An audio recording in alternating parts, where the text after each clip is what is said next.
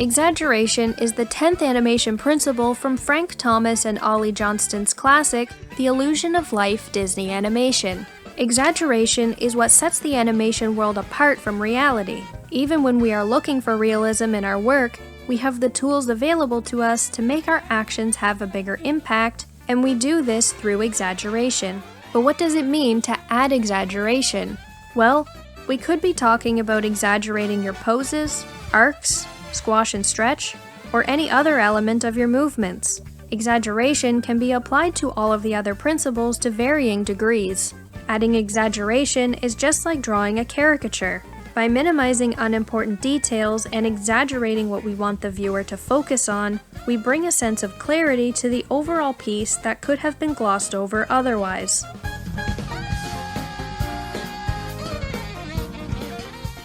All cartoon characters and fables must be exaggeration, caricatures. It is the very nature of fantasy and fable.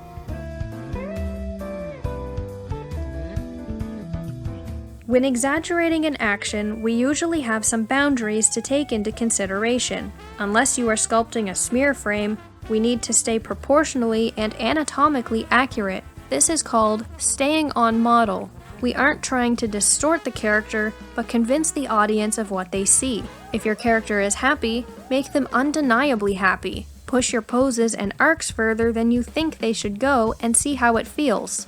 If it turns out that you pushed them too far, you can always dial it back later. It's much easier to dial something back than it is to push it further later. This also applies to facial posing. Though body posing is important, 90% of what the audience watches is a character's face, or more specifically, their eyes. The face and eyes tell us so much about a person that we gravitate to it on an instinctual level. Without exaggeration in the face, that thing the audience is glued to, the shot will lack some sense of clarity and become unconvincing to the audience. The other thing we need to keep in mind is consistency. Find who your character is and exaggerate within their limit. If Grandma is using her walker, it would be a bit unbelievable if she smeared across the screen, right? Each character will have their own limit for you to discover as you get to know them. Exaggeration shows confidence, not your character's confidence, but your confidence as an animator. If you aren't confident in your work, your viewers won't be either. There's only two things that limit animation. One is the ability to imagine, and the other is to draw what you imagine. The first thing animation has to have is a change in shape. If I hold my finger there and I bend it down to there, I've changed the shape for that to this. A crude example is the animation that you put into a fellow who is fighting a strong wind. First, he's so far off balance leaning forward, his body is almost parallel with the horizon, and his feet are never going to get out in front of him. A gust of wind hits him and he's suddenly staggering back, trying to keep from falling over. You've changed the perspective of the shape. Now the charm of the animation is how you time that after you've gotten all the character into pose drawings. There's weight to be concerned with. We don't take steps, we fall into them. You take what you know is real and honest and you exaggerate it. You caricature for all it's worth.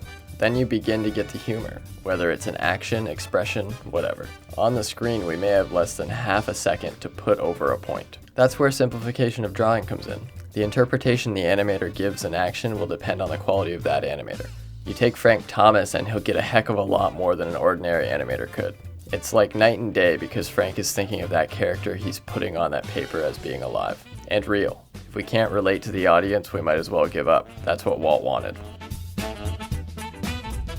Everything you do, whether it be posing, line of action, motion arcs, or anything else you can think of, can be pushed further if you're willing to give it a chance. How far you push it depends on how grounded in realism you want your character or shot to be. Just remember to have confidence while you work, and you may just surprise yourself with what you're capable of.